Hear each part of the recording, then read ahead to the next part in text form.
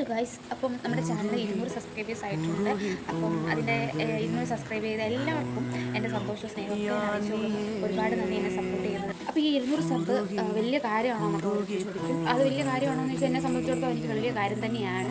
കാരണം എന്താണെന്ന് വെച്ച് കഴിഞ്ഞാൽ ഫാമിലിയിലുള്ള ആൾക്കാരായിട്ട് അല്ലെങ്കിൽ എൻ്റെ ലൈഫിൽ ഉണ്ടായിട്ടുള്ള ഫ്രണ്ട്സായിട്ട് എല്ലാവരും ഇപ്പോൾ ഈ ഒരു സിറ്റുവേഷനിൽ എനിക്കിപ്പോൾ ആരുമില്ല കൂട്ടുകാരൊക്കെ ആയിട്ട്. അതുകൊണ്ട് തന്നെയാണ് ഈ ചാനൽ തുടങ്ങിയത് തന്നെ എൻ്റെ ഒരു സമയം പോക്കിന് വേണ്ടിയിട്ട്. അല്ലാതെ എനിക്ക് വലിയ ആളാവണം അല്ലെങ്കിൽ ഒരു യൂട്യൂബ് ബ്ലോഗർ ആവണം എന്നൊന്നും വെച്ചിട്ടൊന്നുമല്ല. എൻ്റെ ഒരു സമയം പോട്ടെ, അല്ലെങ്കിൽ വീട്ടിൽ കല്യാണം നോക്കി ചുമ്മാ ഇരിക്കുകയാണ്. അപ്പം എൻ്റെ ഒരു സന്തോഷത്തിന് വേണ്ടിയിട്ട്. അപ്പം നമുക്ക് സന്തോഷം തരുന്ന കാര്യങ്ങൾ നമ്മൾ ചെയ്താലല്ലേ നമുക്ക് സന്തോഷം കിട്ടും. ഏതാ അപ്പം എൻ്റെ സന്തോഷം കിട്ടുന്ന കാര്യം എനിക്ക് തോന്നി ഇങ്ങനെ ചെയ്യുന്നതാണ്. അപ്പം ഇങ്ങനെ ചെയ്തപ്പോൾ എനിക്കൊരു റിലാക്സേഷൻ ഉണ്ട്. അതുകൊണ്ട് തന്നെ ഞാൻ ഇങ്ങനെ വീഡിയോസും കാര്യങ്ങളൊക്കെ ഇടുന്നത്. ഇപ്പോൾ സബ്സ്ക്രൈബ് ചെയ്ത എല്ലാവർക്കും എൻ്റെ നന്ദി ഞാൻ അറിയിച്ചു കൊള്ളുന്നു. അതിൻ്റെ കൂട്ടത്തിൽ തന്നെ എനിക്ക് ഒരു സന്തോഷം കൂടെ നമുക്ക് പറയാനുണ്ട്. നമ്മുടെ ഫാമിലിയിലേക്ക് ഒരാളോട് വരാൻ പോകണം കേട്ടോ. വരാൻ പോകുവാണെന്നല്ല, വന്നിട്ടുണ്ട് കേട്ടോ. അപ്പം ഞങ്ങൾ ഒട്ടും പ്രതീക്ഷിക്കാത്ത ഒരാളാണ് നമ്മുടെ ലൈഫിലേക്ക് വന്നിരിക്കുന്നത്.